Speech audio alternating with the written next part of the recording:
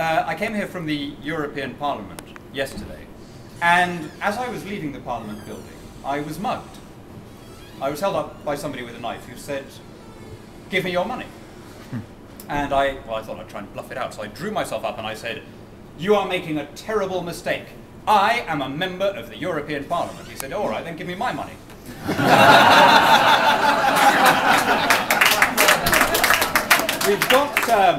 We've got Euro elections coming up with the county elections on the 4th of June. I think I can now reveal to you exclusively the secret of how I got elected. I was in the count last election, and I remember seeing these ballot papers piling up, and everyone had been scrawling next to my name, "Shove off back to Brussels." Actually using a rather stronger word than shove.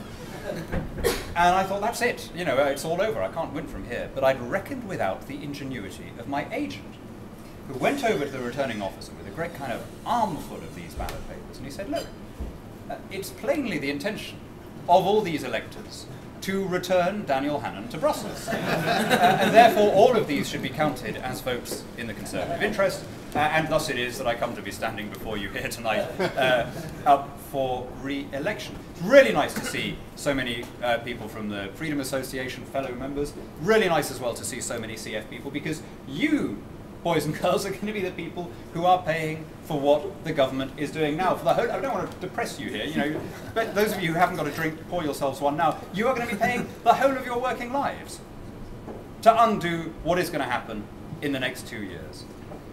Gordon Brown is going to borrow more this year and next than was borrowed in the whole history of the national debt from 1692 to the present day. To find a time when we were borrowing so fast and at such a high percentage of our national wealth, you have to go back to VE Day. And that debt that we faced after 1945 was the central fact of what followed. It explained why Britain, having apparently emerged from the Second World War unscathed, without its infrastructure as badly damaged as the countries that had been fought over on land, didn't grow at the rate that they did. In the 50s and 60s, British commentators used to scratch their heads and say, why is it that the Germans and the Italians and these countries who've suffered so much more, how is it that they've outperformed us? And of course, what they weren't seeing was that those countries were starting with a clean slate, whereas we had an accumulated debt of 350% of our GDP. So it was as though you could imagine looking at two neighbouring houses. One of them dilapidated, pockmarked, but owned outright. The other one apparently sturdy, but with a mortgage equivalent to 350% of its value. Which one, 20 years later, is going to be in a better condition? The one that was in negative equity, or the one that was owned outright? That's the situation that we are returning to. I'm not telling you this just to depress you. The reason I'm telling you this is because I think it's important, when we're talking among ourselves as friends, as Conservatives, it's important to understand the magnitude of the task that will be faced by an incoming Conservative administration.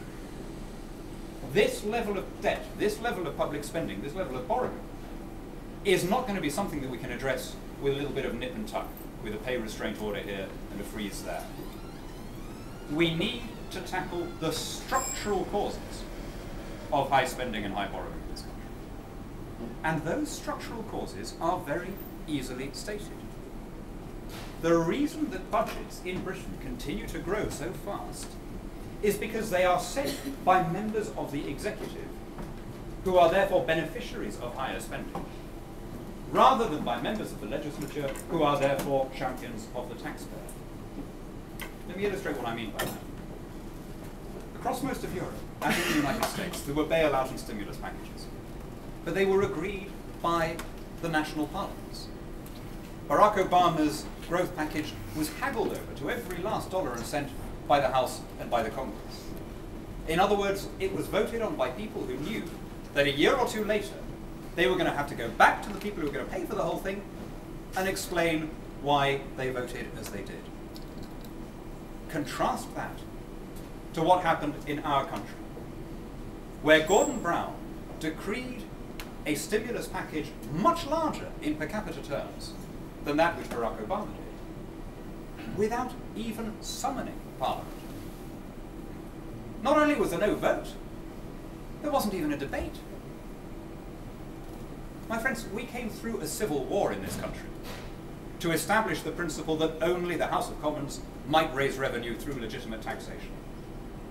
And now we've allowed the executive to engorge its powers in a way that the Stuart Kings didn't dream of. Parliament is becoming decorative, folkloric almost. I don't know if you saw the day that they decreed the Heathrow expansion, and the Labour MP who represents Heathrow was reduced to grabbing the mace and throwing it in the place where he normally sits, because that was the only protest he could make, having not been able to raise his voice on behalf of his constituents in what was once the Supreme Council of the nation. What's the point of having elections when we are run by a standing Quangocracy, when the ballot box has been drained of power, and when how we vote no longer changes things because the country is now run by and for its bureaucracy? And that is what an incoming government has to tackle. As long as we have this huge apparatus, the little minister will be encased inside a machine that he doesn't control. He'll be jabbing away at buttons that have long since been disconnected, pulling at levers that have worked loose. Because it's rather like in Asimov's books, where the robots learn to program each other without any human intervention. The Quangos beget other Quangos. The agencies beget new advisory panels at every stage, growing further away from the elected man or woman who is meant to run the whole thing. And that is what we have to tackle.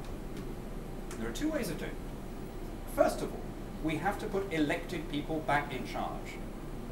And that means that every agency, every Quango, every executive body, every department should have to come before the relevant House of Commons committee on an annual basis to plead for its continued funding and indeed for its continued existence.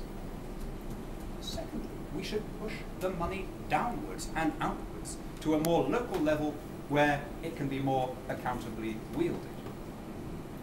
It's ridiculous that we have the most centralized system of government in Europe in this country. Only 25% of the money spent by local councils is raised locally. The rest all comes from the Treasury. And so you have this perverse incentive to spend more and more, because if you are an efficient, prudent council, you get punished with a lower grant. Whereas if you are a hopeless, profligate, incontinent, wasteful and wastrel council, then you create so much social damage with your policies that you start attracting more and more money from the centre, which means that more of your voters become dependent on it, which means that they're likelier to vote for the party which created the problem. And so we need to have a proper link between taxation and representation and expenditure at local level, so that councillors are properly held to account for their actions, or better yet, to push powers one stage down from the local council and give it to the individual citizen. That's the context in which we are now going into these combined local and European elections.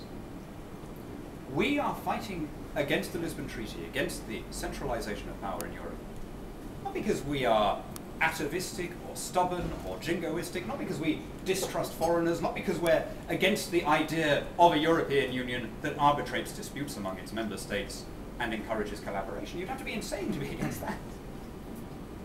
Our problem with it is that it has become remote and self-serving and undemocratic and cut off from the people that it is meant to represent. But here's the point, my friends. We have that problem in this country too. There's no point in bringing powers back from Brussels only to leave them festering in Whitehall. There's no point in replacing rule by an unelected European Commission with rule by unelected Quangos in this country. We see the repatriation of jurisdiction from Brussels not as an end in itself, but as a beginning. A beginning of a process that will restore honour to the ballot box, dignity to the legislature, and freedom to the citizen. That's the message that we'll have between now and the 4th of June. Now, one very good bit of news is that all of this can be done, in theory, in just one legislative session, in just 12 months, with 30 legal acts by a new government. And I have brought along, by sheer chance at a very reasonable price, a plan showing how it can be done. And this explains how you could break the state monopoly in education and have lots of local referendums and have elected sheriffs running the police and all the rest of it. But in a way,